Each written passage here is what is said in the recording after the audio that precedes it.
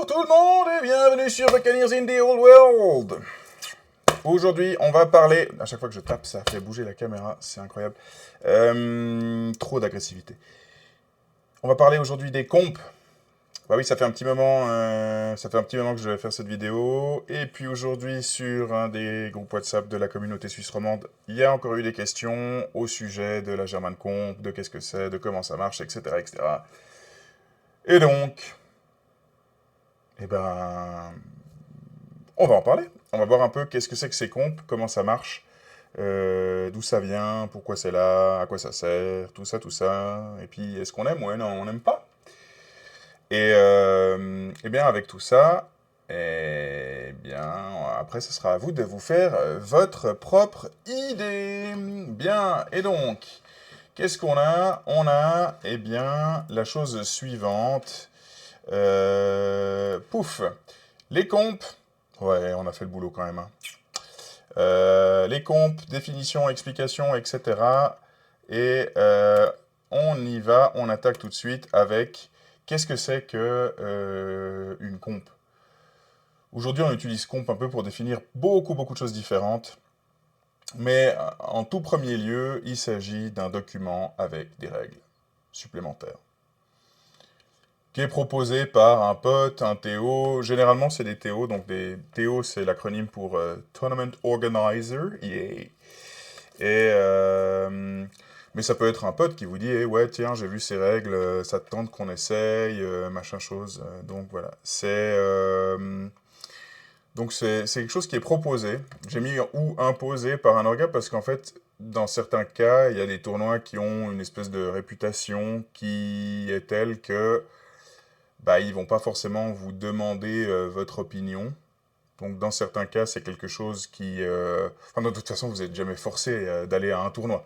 Donc globalement, si la comp vous déplaît et vous dites « Oh là là là, non, non, moi je joue pas à cette merde, ça m'intéresse pas », eh ben, vous êtes libre, hein, c'est un jeu à la base. Donc sentez-vous absolument libre de ne pas y aller si la comp vous déplaît.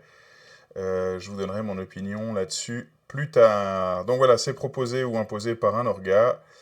Et puis évidemment que l'objectif, eh ben, il est plutôt vertueux. Et en l'état, l'objectif, c'est de proposer quelque chose de plus amusant. Je pense que si vous avez jamais joué que KT dans votre vie, peut-être que vous vous dites sans doute, ouais, non, mais le jeu, il est équilibré. Maintenant, une fois, vous jouerez homme-lézard ou ogre, puis vous vous rendrez compte qu'en fait, non. En l'état, le jeu n'est pas parfaitement équilibré. J'insiste sur parfaitement parce que je sais que pour certains viewers, c'est important de préciser que le jeu est plutôt pas mal, tatati tatata. Moi, je trouve que dans le jeu à l'heure actuelle, il y a de très grosses disparités entre les meilleurs livres d'armée et les plus mauvais livres d'armée. Et dans toutes mes vidéos, quand je vous parlerai de livres d'armée, ça inclut les armées Legacy. Parce que pour moi, elles doivent faire partie du jeu. Je ne conçois pas mon Old World sans des démons, tout comme je ne conçois pas mon Old World sans des vampires, des Skaven, etc., etc. Donc pour moi, les armées Legacy, ce sont des armées qui n'ont pas encore eu la chance d'avoir reçu l'attention de Games Workshop, mais qui font absolument et totalement partie intégrante du jeu, de son univers, et donc des parties et des rencontres, des tournois, des journées qu'on fait, eh ben ces armées Legacy y ont toute leur place. Et je salue les joueurs qui jouent des armées Legacy, à part les joueurs vampires, parce qu'on sait tous que vous êtes des méta-chasers de l'enfer. Et en dehors de ça, tous les autres, je vous tire mon chapeau, parce que franchement, en ce moment, c'est pas forcément facile. Donc voilà, l'objectif d'une comp, c'est de proposer une expérience qui soit plus sympa pour tout le monde.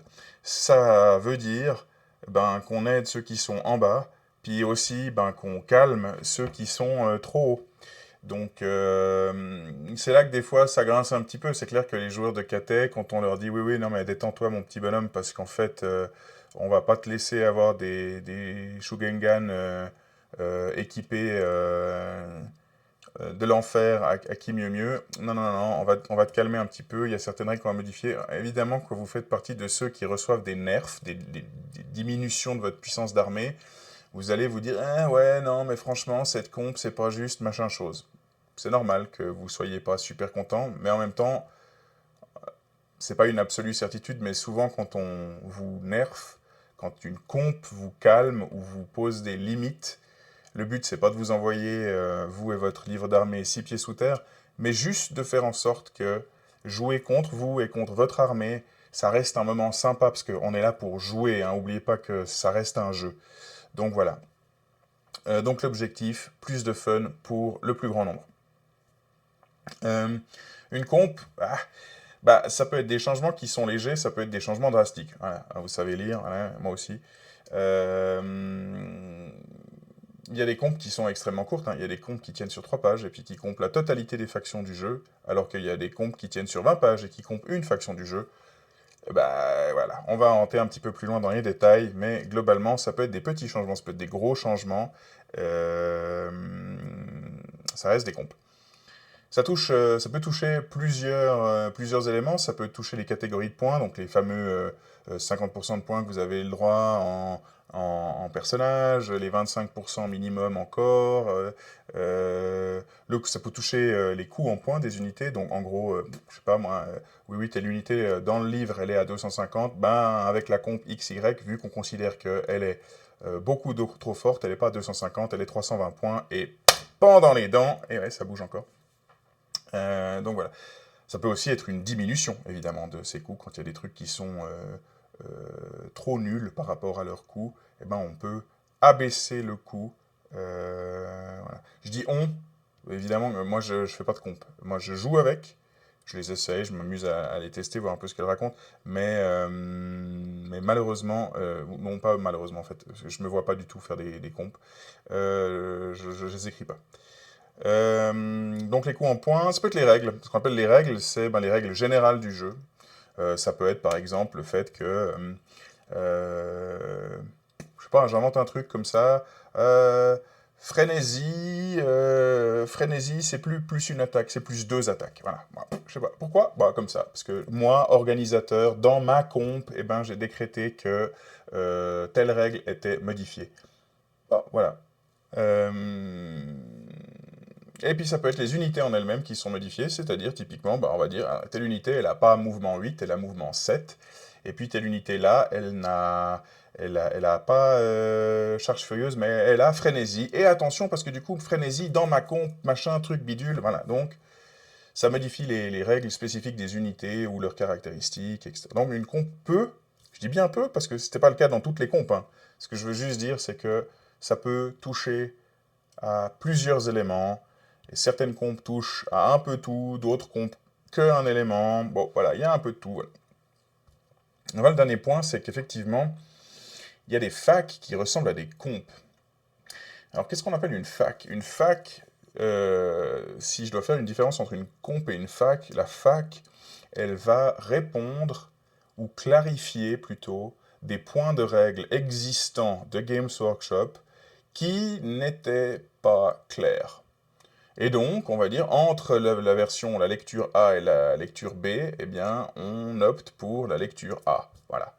Donc, il faut un document, quelque part, pour dire, chez nous, dans notre tournoi, eh bien, cette règle-là, hein, qui est officielle de Games Workshop, et qui n'est pas super claire, eh bien, nous, on la comprend et on la joue de la manière tac, et pas de la manière toc. Et voilà. Et malheureusement, il faut reconnaître que le jeu n'est pas écrit de la manière la plus simple et claire qui soit. Je fais attention aux mots que je choisis parce que de nouveau, je sais qu'il y a des personnes qui sont assez fragiles quant à la manière qu'on pourrait avoir de parler du jeu. Donc, je prends garde aux mots que j'emploie. Mais disons, on peut raisonnablement dire que certaines parties ou certaines règles auraient mérité d'être rédigées de manière différente, peut-être plus claire, etc. Est-ce que ça veut dire que j'aurais fait mieux que l'équipe de Games Workshop? C'est pas la question, mais on peut juste aussi pointer du doigt un truc en disant il y avait une marge d'amélioration, etc., sans qu'on ait envie de mettre tout le jeu à la poubelle. Donc, ne me mettez pas au bûcher parce que j'ai eu l'audace de dire que certaines parties et certaines règles auraient pu être rédigées d'une manière un peu plus claire. S'il vous plaît, je vous aime et j'aime le jeu aussi. Donc voilà, donc certaines règles sont pas claires et il a fallu faire une fac. Certaines règles, bon, il y avait effectivement un monde où on pouvait imaginer qu'il y avait un doute et ben ça a été interprété d'une manière X ou Y. Et de nouveau, ben il y a une question d'interprétation. Dans certains coins, c'est interprété d'une manière X. Puis dans d'autres régions, ben, la comp ou la fac est différente. Et voilà, je pense notamment aux collines avec les canons. Je pense notamment euh, je sais pas moi, aux unités frénétiques qui ont une unité devant elles, etc., etc. Voilà, donc ce genre de choses. Pour moi, la grande différence entre fac et comp, c'est donc que la fac, elle, va régler des questions soulevées par les règles officielles, alors que la comp va amener des nouvelles règles, des modifications en points, etc., etc. Mais effectivement, quand vous avez des facs qui sont très épaisses ou des facs qui ont des lectures qui semblent assez capillotractées, eh bien, on peut se demander si certaines facs sont pas en train de tirer un tout petit peu vers la comp. Factuellement, est-ce vraiment important? Je ne sais pas, vous me direz dans les commentaires. Je fais le truc de youtubeur de ouf là, des petits signes en bas. Voilà, bref, plus sérieusement, donc, il y a certaines facs qui sont très touffues, hein. Très, très, très, très touffues. La Comfac, qui est une fac qui est conçue au niveau de la communauté, avec vraiment des inputs d'un peu partout. Je vous invite à aller sur leur Discord. Je peux vous dire que c'est gratiné. Il y a vraiment des questions, c'est vraiment, vraiment, vraiment très pointu, très fouillé, et effectivement, parfois, c'est nécessaire de clarifier tel ou tel point. Et voilà. Walou, qu'est-ce qu'on a d'autre? Ben ensuite, les diverses compes qu'il y a. Ça, c'est là les grandes compes, parce qu'effectivement, n'importe quel Théo euh, peut faire sa comp finalement, hein. Quand vous faites un événement avec 3-4 potes qui viennent et puis que vous dites on fait une règle, on fait que on peut monter à maximum 800 points d'armée et pas 1000, bah, vous faites une comp. C'est une petite comp, voilà, c'est une comp entre copains, ça n'a d'impact sur personne, vous vous amusez, vous prenez. Voilà. Mais factuellement, vous avez fixé une limitation différente de celle des règles habituelles. Bon, c'est une petite comp. Voilà, c'est pas très grave, il n'y a aucun souci, personne ne vous jette la pierre. Vraiment, le but, de nouveau, j'insiste, c'est vraiment de s'amuser. Et il y a des comptes qui ont évidemment un peu plus d'impact ou d'écho en fonction du nombre de personnes qui vont la suivre, l'écouter, l'appliquer, la jouer, etc., etc. Et là, je vous ai mis, on va dire, les principales auxquelles j'ai pensé. Possible que j'en ai oublié, hein, au pire, vous me les signalez. Mais donc, il y a la comp WTC. La comp WTC, c'était une comp qui était utilisée pour le WTC de 2025. Elle a ensuite été mise à jour à la suite du WTC 2025 en se basant sur les résultats qui avaient été faits par les différentes factions. C'est une comp qui boostait un peu les trucs qui étaient en bas du panier, en leur donnant par exemple moins de besoin de mettre de points en corps et plus dans les autres catégories. Donc c'est là qu'on a par exemple vu certaines listes de l'Empire avec 2 Steam Tanks, puisque vu que le Steam Tank, ben, il était dans la catégorie des rares, donc limité à 500 points, et qu'il est à 275, je crois, eh bien, vous n'arriviez pas à mettre 2 Steam Tanks dans la catégorie. Or, avec la comp du WTC, ils ont dit, ben, vous pouvez monter à plus de points que ça dans la catégorie des Steam Tanks, et puisque l'Empire faisait partie de ceux qui avaient un petit bonus, notamment sous forme de ces catégories qui étaient un peu plus amples, eh ben, on arrivait à rentrer 2 Steam Tanks.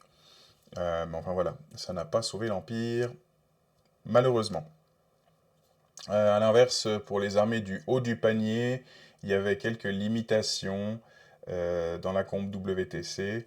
Euh, Notamment, si ma mémoire est bonne, une limitation au niveau du nombre de bonus que vous pouviez avoir en tant que joueur du culte mortuaire et des hommes bêtes. Vous pouviez plus avoir plus 25 à vos lancers de sorts. C'était limité. Et puis, il y avait aussi une limitation, je ne sais plus exactement, mais enfin voilà, c'était des limitations qui étaient ciblées sur certains livres d'armée et des boosts qui étaient ciblés sur certains autres livres d'armée, et puis le reste était laissé globalement sans grande modification.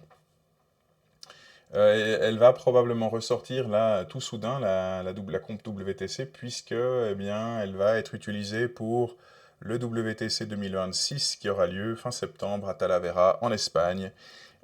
Donc on verra ce que ça va donner. Et selon moi, c'est une comp qu'il est intéressant de garder à l'œil parce qu'elle est conçue et utilisée par les joueurs les plus compétitifs de chaque pays qui va au WTC. Et donc ces joueurs-là, qui sont des joueurs assez compétitifs par essence, ils vont vouloir s'entraîner avec cette comp. Et donc ils vont voir avec les TO de leur région pour jouer avec cette comp. Et elle est conçue, comme dit, par ces espèces d'inputs mis en commun par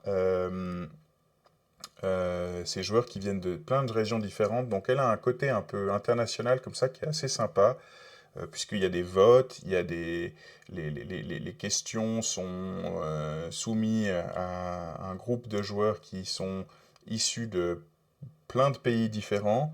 Il y a un groupe qui est mis sur pied et qui est chargé, on va dire, de faire un premier jet et puis de le présenter aux autres joueurs de ces équipes, on va dire, nationales. Je déteste ce terme, enfin voilà. Euh, et ensuite, ben, les gens se prononcent vis-à-vis de ça. Est-ce que on trouve que c'est trop modifié, pas assez modifié? Est-ce qu'il y a des choses qui sont injustes, etc. Et donc, globalement, le produit qui en sort, c'est un produit qui est validé, en tout cas par la majorité des joueurs, enfin la majorité des capitaines d'équipes nationales, encore une fois, euh, avec ben, l'intention de faire quelque chose qui convienne à un max de monde dans ces milieux de jeux durs. Ensuite, on a la SBC, donc la Square Based Comp, qui fonctionne sur un système assez simple. Donc Squarebase, pour ceux qui ne sont pas familiers de la chose, c'est une chaîne YouTube anglophone que nous saluons au passage. Et leur Squarebase Comp, c'est une tier list. Ils ont déterminé que tel livre d'armée, c'est dans tel tiers, tel autre livre d'armée, c'est beaucoup plus haut ou beaucoup plus bas. Et en fin de compte, en fonction de où ils classent les livres d'armée, eh ces livres d'armée ont plus de points à disposition pour faire leur liste.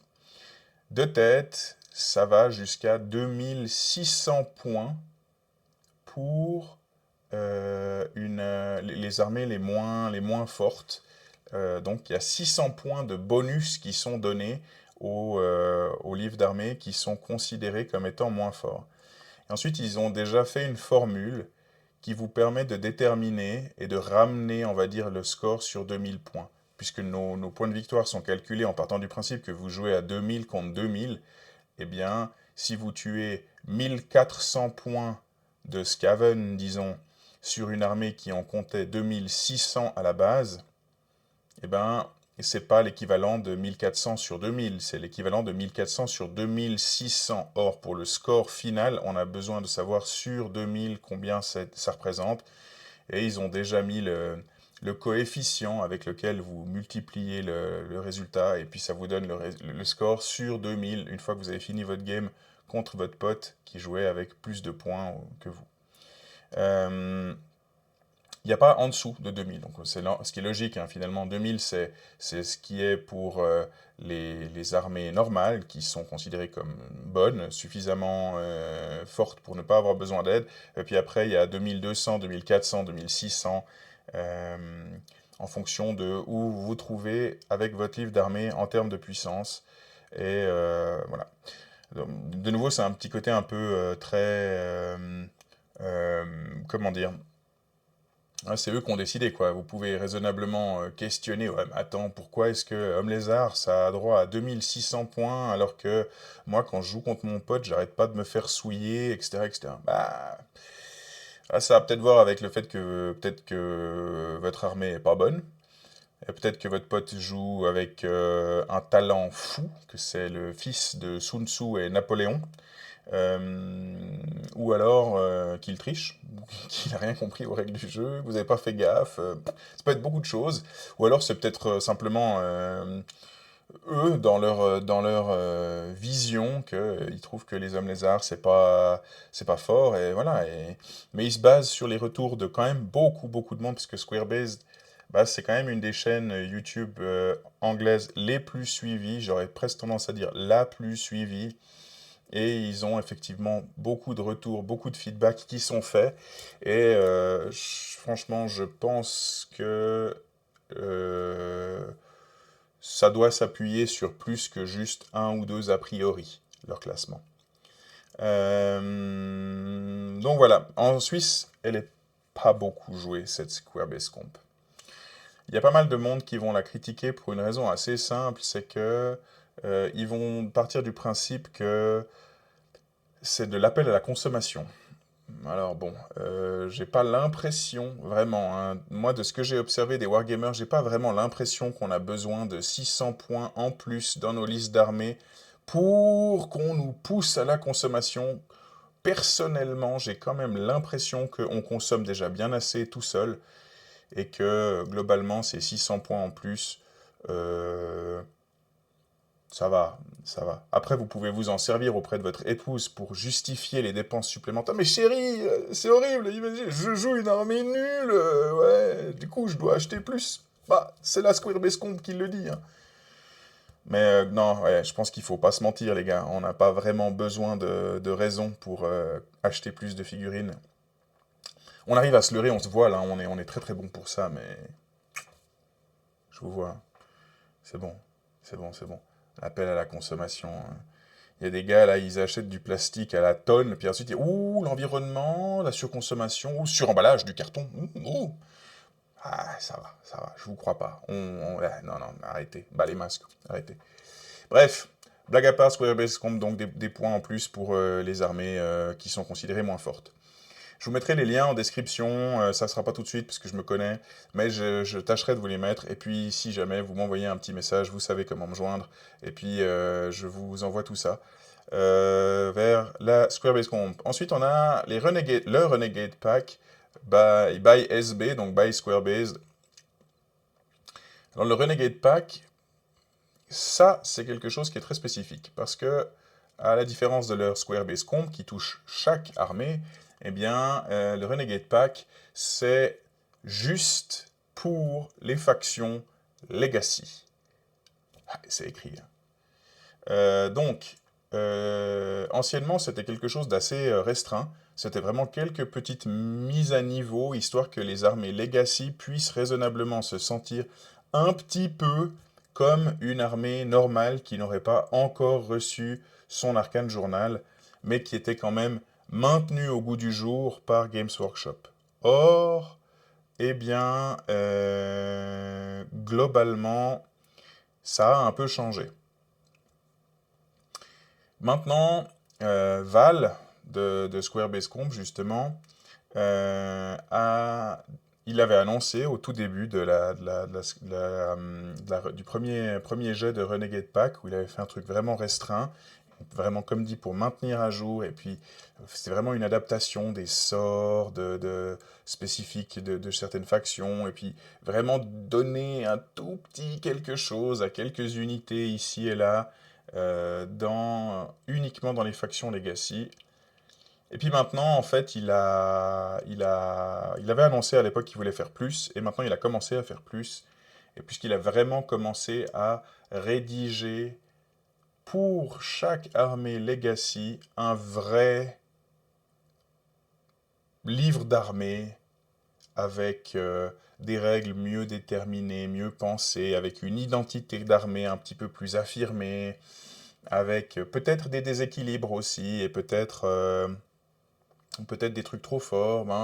Pour l'instant, on a encore peu de retours. À l'heure où j'enregistre cette vidéo, euh, il faut savoir que il y a eu seulement les Dark Elves et les Skaven qui sont sortis. Là, on est le 3 avril quand j'enregistre. Donc, voilà.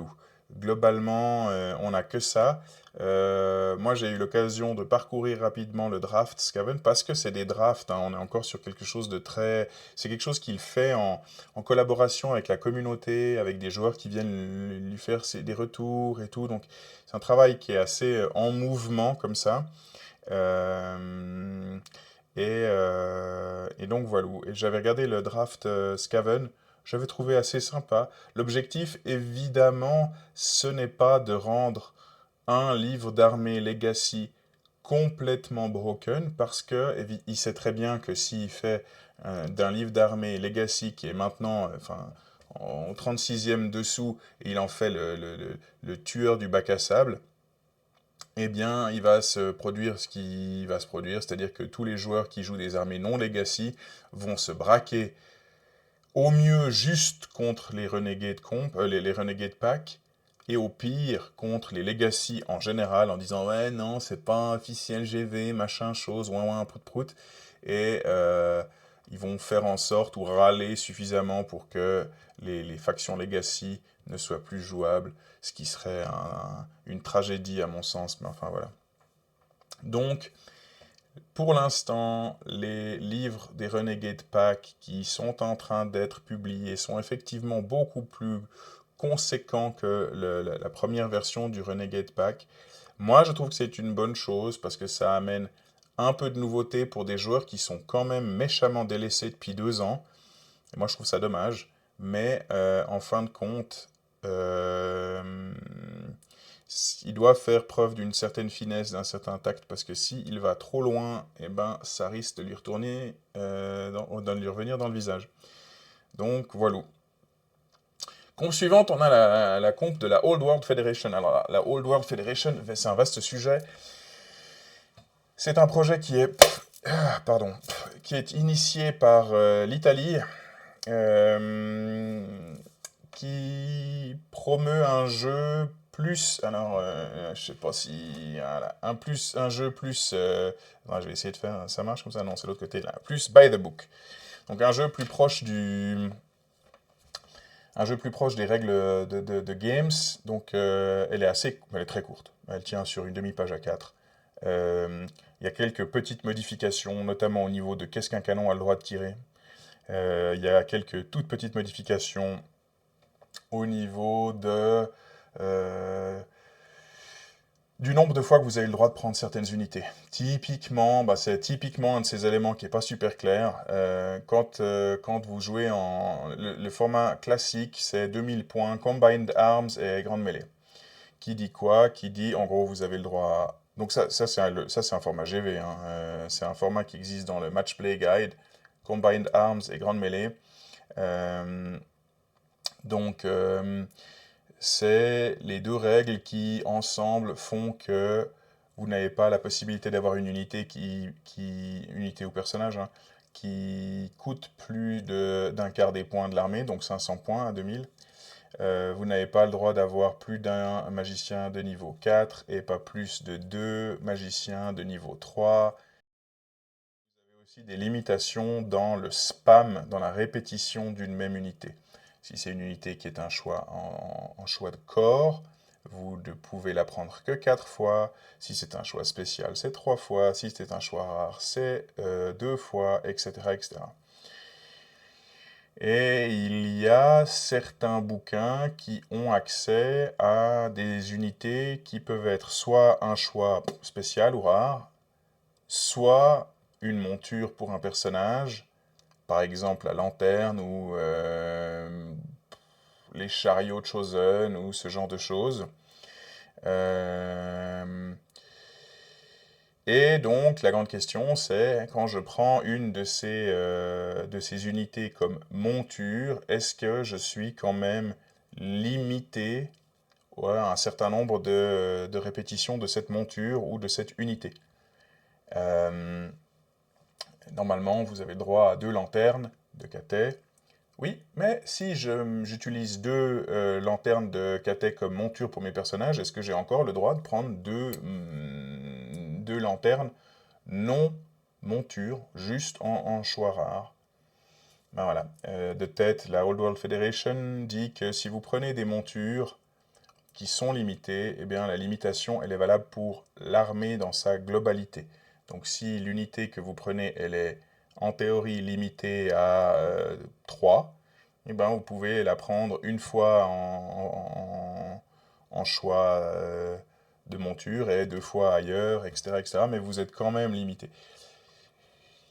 Et prenez avec des pincettes parce que je suis plus sûr à 100%, mais enfin voilà, globalement c'est un peu ces modifications-là qui sont, c'est au niveau de la liste de comment vous composez votre liste et qu'est-ce qui est autorisé ou pas. Et puis en dehors de ça, ils essayent d'être très très proches du jeu tel que c'est proposé par Games Workshop.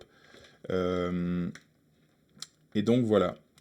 Donc c'est effectivement malheureusement pas le format dans lequel vous allez retrouver le plus de variété, parce que quelque part aussi, hein, l'objectif de ces compes à la base, c'est de permettre un peu de variété en donnant un peu d'amour. Hein, vous l'avez vu, même la comp WTC, elle essaie de filer un coup de main aux armées qui sont tout en bas du classement.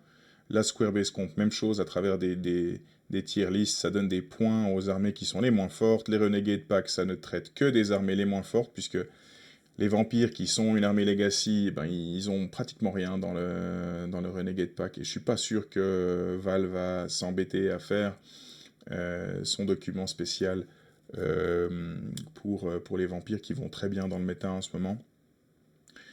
Enfin, l'objectif, comme dit, c'est donc d'aider les factions qui sont un peu en dessous.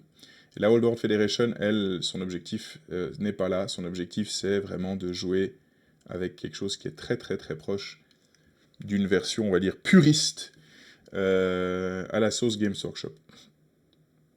Mais enfin, on a la German Comp qui est l'opposé de la Old World Federation, puisqu'elle est très longue. Elle inclut 3 volets distincts. Vous pouvez...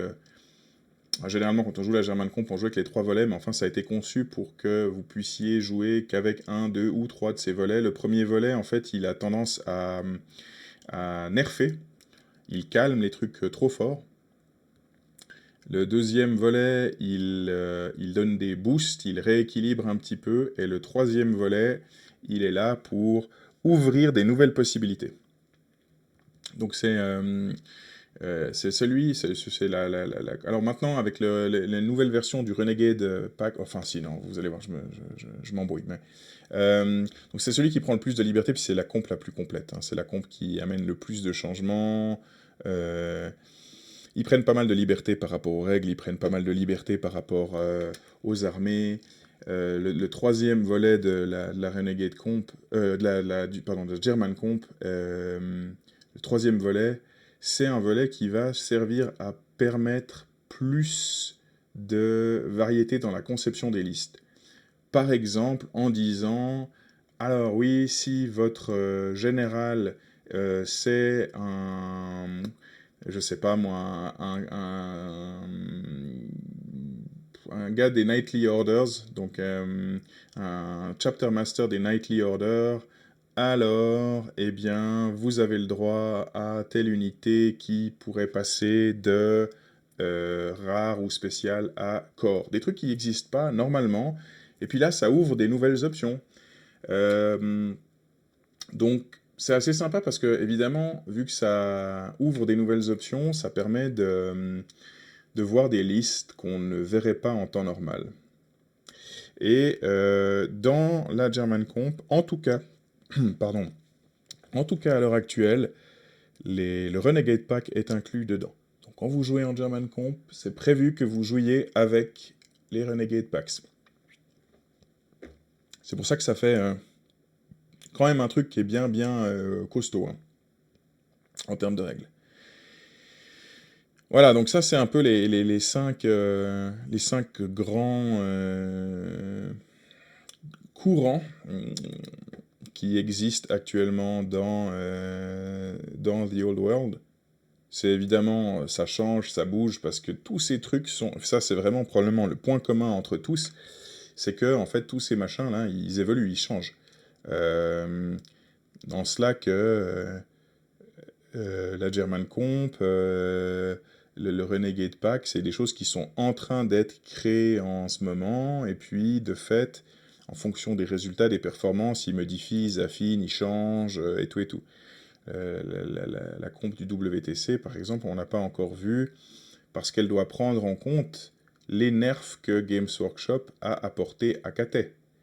Parce que l'objectif du WTC, c'est d'essayer de permettre une compétition assez équitable. L'objectif, c'est pas que chaque équipe qui va au WTC doive se pointer avec un KT, parce que en fait, l'armée est tellement forte que c'est un auto 20-0, c'est débile, ça n'a aucun sens, puis ça ruine toute velléité de se coller l'étiquette de jeu compétitif. Si vous avez qu'à jouer KT pour gagner, c'est quand même hyper triste, quoi.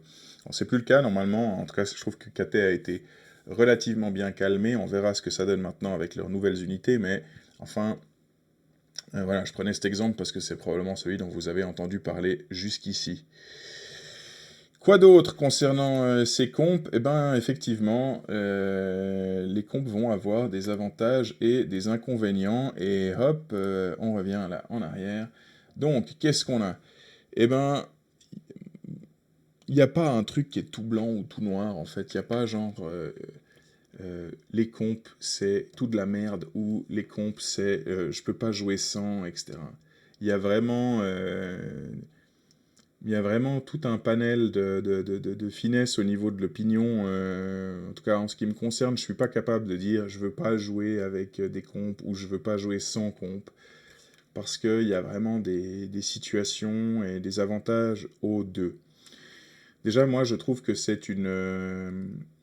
quelque chose de positif et de vertueux. Et on parle quand même de gars, il faut quand même mettre un tout petit peu les choses dans leur contexte, on parle de gars qui prennent de leur temps libre pour essayer de compiler des opinions, des avis sur un truc qui serait trop fort, trop faible, etc., etc., de déterminer quelle serait la bonne approche pour redonner un peu d'amour, redonner un peu d'intérêt, redonner un peu d'équilibre à cette faction et au jeu, et ils font ça absolument gratuitement par pure bonté d'âme et altruisme, parce qu'ils pourraient en avoir rien à foutre. Pour le coup, le gars qui est derrière la German Comp et qui centralise, qui publie ses documents, qui s'amuse à faire des fichiers pour qu'ensuite vous puissiez juste mettre ces fichiers dans Old World Builder et puis avoir automatiquement presque tout à jour dans Old World Builder avec une version spécifique pour la German Comp, ce mec, il n'est pas payé, ou pratiquement pas. Il y a genre quelques gugus qui vont lui filer un petit peu je sais pas moi, de TipMe, ou je sais pas quel site pour lui envoyer un peu d'aide, mais c'est pas son job, hein. Il fait ça essentiellement bénévolement, quoi. Et moi, je trouve que c'est quelque chose de beau et de positif qu'il y ait des joueurs qui aiment suffisamment le jeu, et pas la compète, l'arrachage de molaires et tout le tralala, mais juste jouer pour essayer de rechercher de l'équilibre et de l'amusement pour tout le monde, quelle que soit l'armée. Donc déjà, et puis voilà, un gros merci et bravo à eux, parce que franchement, ils font, ils font preuve d'un altruisme que je salue, et je trouve que c'est chouette, honnêtement, qu'ils s'appliquent là-dessus. Ensuite, c'est un indicateur d'une forme d'insatisfaction. Je pense que si le jeu était si parfait, si équilibré et tout, il n'y aurait pas besoin de ça et ça ne provoquerait pas des discussions et des atermoiements tels qu'on les a maintenant. Donc, moi, je pense que c'est une façon de montrer qu'il y a des joueurs qui sont un peu laissés pour compte. Et honnêtement, franchement, je pense que si vous faites une fois une partie contre un... Même avec un livre d'armée, on va dire, pas forcément le cadre du bac à sable, mais déjà une bonne armée, vous jouez, je sais pas, bretonien, un truc comme ça. Et puis vous allez jouer contre Ogre ou contre Homme Lézard, mais sans rien lui donner. Hein. Vraiment, à poil le mec. Hein. Il a son vieux PDF là, de merde. Les règles de base de chez De Base. Ou Démon. Pouh. Quand vous gagnez contre ça, mais franchement, mais vous êtes pas heureux quoi. C'est pas fun. C'est pas drôle. Il y a vraiment rien de sympa et le type en face, il a un level de seum de l'enfer. Vous avez l'impression d'être un violeur d'enfants. Franchement, c'est vraiment pas sympa quoi. Donc le fait d'avoir le besoin de mettre un tout petit peu d'équilibre comme ça, pour moi, c'est aussi... c'est un jeu, punaise, on est là pour jouer. Donc, chez les Bucks, on a tendance à régulièrement dire on joue pas contre l'autre, on joue avec l'autre. Donc, quand le type avec lequel vous jouez, en fait, il a une tête d'enterrement, parce que ça fait 2 heures qu'il est en train de se faire souiller, il a passé 40 minutes à mettre ses figurines en place, puis la seule chose qu'il fait, c'est les refoutre dans sa valise, puis rentrer. C'est un peu dommage, et puis je trouve que, quelque part, voilà, c'est la présence de ces nombreuses compes, c'est un peu probablement lié à ça, lié au fait que, il y a un joli dicton en français que vous connaissez sans doute et qui dit à vaincre sans péril, on triomphe sans gloire. Et c'est un peu ça, honnêtement. Franchement, quand vous faites une game et puis que vous gagnez contre une armée Legacy ou n'importe quoi, un truc claqué, vous n'êtes pas le roi des hommes. Et puis à la fin, vous vous dites vraiment que c'est quand même dommage pour lui et que Games devrait faire un truc. Alors voilà. Et ensuite, qu'est-ce qu'on a? On a les problématiques qui sont soulevées par ces comptes. La première problématique, c'est celle que j'ai appelée du produit attendu.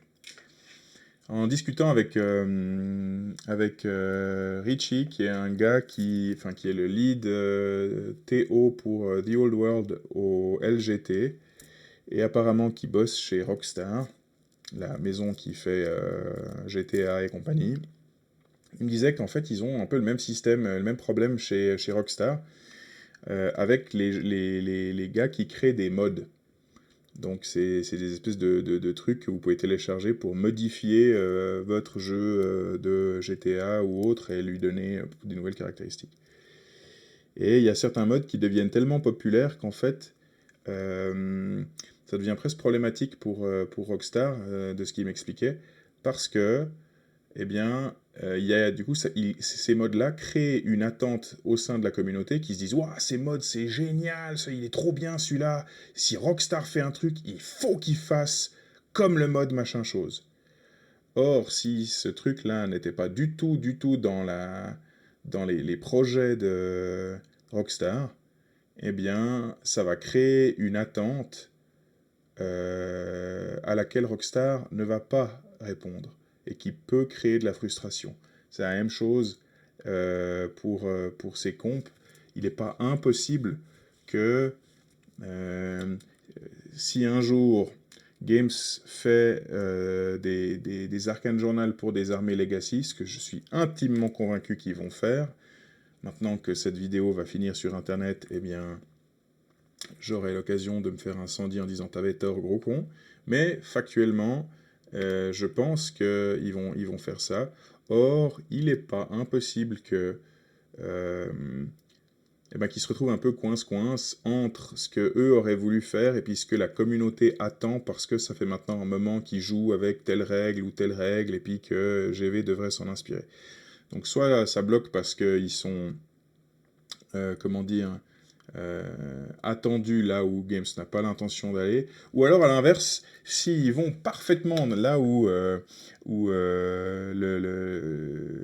la communauté les attend, en reprenant pratiquement au 1 pour 1 ce qui a été fait par ben, la communauté, Squarebase Comp ou la German Comp, peu importe, eh bien, il y a des risques que ça soit considéré comme du plagiat, il y a des risques que ça soit considéré comme un manque d'originalité, blablabla, blablabla. De toute façon, on est toujours en train de râler, donc voilà. Mais enfin, c'est effectivement quelque chose qui pourrait éventuellement être un frein. Je suis curieux de savoir. Moi, j'aimerais bien être dans la tête des devs de chez Games Workshop. Moi, je pense qu'on peut aussi voir ça comme étant une marque d'affection pour le jeu et puis d'envie de voir euh, bah, des changements arriver et puis des, des, des modifications et de l'amour être donné à ces armées Legacy. Ensuite, il y a la problématique du jeu commun à tous. Bah disons quand on joue à un jeu, c'est clair que quand on va regarder des bat-rep, enfin des battle reports, c'est sympa de se dire ah ouais, j'ai regardé un battle report, il a telle liste d'armées, c'est trop cool, etc. Sauf que bah il y a un monde où en fait l'armée qui joue, ben elle est forte parce qu'il joue avec telle règle ou il a pu la faire parce qu'il y a telle chose qui a été changée et tout et tout. Ou alors quand vous allez échanger avec un autre joueur d'un autre coin, et ben vous allez lui dire ah ouais ben moi je joue telle liste habituellement. Vous allez dire mais ça c'est bizarre, c'est pas ça me semble soit c'est nul, soit c'est pas autorisé. Enfin il y a un truc de glauque. Mais en fait c'est simplement que bah, il joue avec une autre comp, avec un autre méta, un autre système et finalement il y a bah, c'est comme s'il y avait une langue commune à tous les joueurs qui venait un peu à disparaître parce que, en fonction de de la comp que vous utilisez ou pas, eh ben, vous allez avoir de la peine à vous représenter ou à vous dire, vous donner des conseils ou à obtenir de l'expérience en regardant une vidéo ou je sais pas quoi. Donc, voilà. Il y a un peu ce côté, on joue plus vraiment au même jeu. Moi, je suis pas forcément d'accord parce que même la German Comp, qui est vraiment la comp qui modifie beaucoup les règles et les équilibres dans le jeu, eh bien, finalement, bah déjà, quand vous en parlez, vous dites, ouais, en German Comp, blablabla. Donc la personne, elle sait déjà dans quel cadre, de quel cadre vous êtes en train de parler. Ça, c'est la première chose. La deuxième chose, c'est vous savez qu'est-ce qui relève de la German Comp et qu'est-ce qui relève du jeu de base. Et donc, quand vous allez discuter ou échanger, vous savez, ah bah, c'est clair que là, ouais, en German Comp, il y aurait ça, mais bon, toi, tu joues pas trop en German Comp, hein. Non, ouais, alors, ouais, franchement, j'avoue que, ok, d'accord, donc, compte tenu de ça, blablabla, ok. Donc, ouais, je vois le concept que potentiellement, il n'y a plus de jeu commun, mais personnellement, je l'ai pas expérimenté tel que ça. Franchement, j'ai pas l'impression que ça soit quelque chose qui se ressente. Chez les Bucks, et de manière générale, ici en Suisse romande, on a tendance un peu à tester un peu tout. Euh, German Comp, Renegade, WTC, etc. À l'heure actuelle, on fait un espèce de mix avec les maps des WTC, enfin, on fait. Et globalement, ben, ça nous permet d'avoir une vision assez complète et on sait toujours quelle règle vient de quoi. Ok, cette règle-là, oui, bon, bah, d'accord, en German Comp, ok, mais si on joue pas avec la German Comp, eh ben, ça rend caduque la chose, et tatati et tatata. Donc je pense pas que ça soit un problème, je pense que c'est juste factuellement que effectivement il y a des petites précautions à prendre quand vous allez regarder une liste d'armées sur Old World Rankings. Eh ben, faites gaffe. Parce que ben, peut-être que c'est une armée renegade, peut-être que c'est une armée qui a été conçue avec pas de limite à 500 points, etc. etc. Et enfin, le dernier point, c'est est-ce que ça rend le jeu plus simple ou moins simple? J'ai souvent entendu dire que oui, oui, mais alors en fait, ça rend le jeu plus simple, ou ça rend le jeu trop simple, ou ça rend le jeu moins simple parce qu'il y a plus de règles et tout et tout. Bon, on va être franc, hein. S'il y en a un seul d'entre vous qui est capable de me dire que Old World, c'est un jeu simple, sans, sans qu'au fond de lui, il sente qu'il est en train un petit peu de pipoter. Ben, je pense qu'on n'a pas dû se baser sur les mêmes règles du jeu, quoi. Le Old World, c'est un jeu qui est très très technique, très compliqué, avec des règles qui sont touffues, mal écrites dans le sens, mal organisées dans le livre, j'entends, avec des implications qui vont un peu dans tous les sens. Donc déjà de base, on n'est pas sur un jeu simple, du tout, du tout, du tout. Et je suis pas persuadé que euh, quelques pages de règles supplémentaires soient véritablement ultra problématiques. Parce qu'en plus, ces quelques pages de règles supplémentaires, et la grande majorité, elles ne vous concernent pas. En cela que vous allez regarder les règles qui sont pour votre armée, et puis vous allez faire votre liste en fonction de ce qui est autorisé ou non, et puis en avant Guingamp, vous allez juste imprimer que, ah, tiens, il y a telle règle générale qui, dans ce setup, est légèrement modifiée, et puis point barre. Globalement, voilà. Je pense pas que ça soit un énorme casse-tête. Mais bon, peut-être que je me trompe. Ça fait des règles en plus à lire, et puis voilà. Donc, en tout cas, ce qui est sûr, peut-être ça le rend moins abordable. Parce que quand vous mettez une comp, alors abordable, je parle pas en termes d'argent, hein. Abordable, je parle en termes de, pour un nouveau joueur, ça fait une source de documents supplémentaires qu'il doit trouver, puis lire, et puis en comprendre les tenants et les aboutissants, et ça peut être un peu brouillon, un peu touffu, fouillis et tout et tout. Donc, bah, donc voilà, pour moi, ça rend le jeu plus... Ça le rend probablement moins simple, effectivement. Un peu moins simple, parce qu'on rajoute des règles, donc factuellement, c'est clair que ça reste moins simple. Mais, globalement, ça reste aussi plus sympa, parce que, au final, eh bien, c'est un jeu où vous avez envie que votre adversaire il puisse bah, s'amuser aussi. Et puis les compes, elles servent à ça. Euh, donc de manière générale, j'ai tendance à penser qu'une comp, c'est une bonne chose.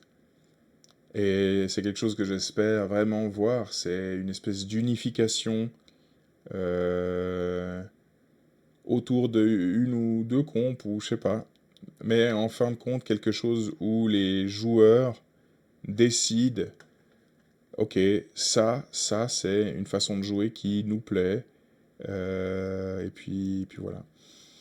Est-ce que ça verra le jour? J'en sais rien. Je pense on verra Games Workshop faire des Arcane Journals pour les Legacy bien avant que tous les joueurs ne tombent d'accord au sujet de telle comp. Ça sera du coup la comp communautaire que tout le monde va appliquer à tous les tournois. Je pense qu'il y a malheureusement trop de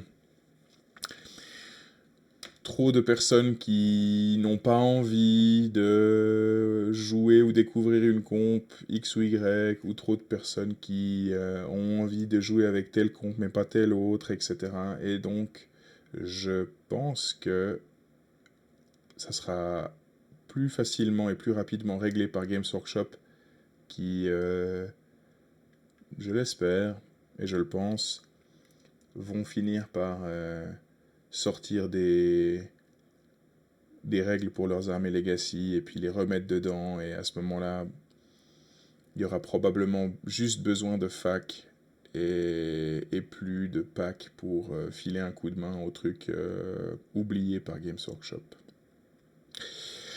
Voilà pour mon opinion et aussi quelques informations sur les comptes.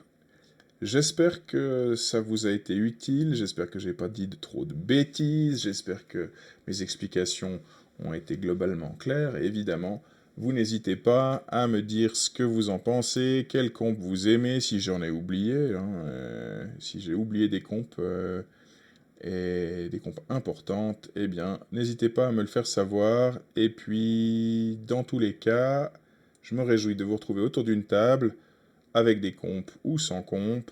Et d'ici là, je vous souhaite tout de bon. À bientôt!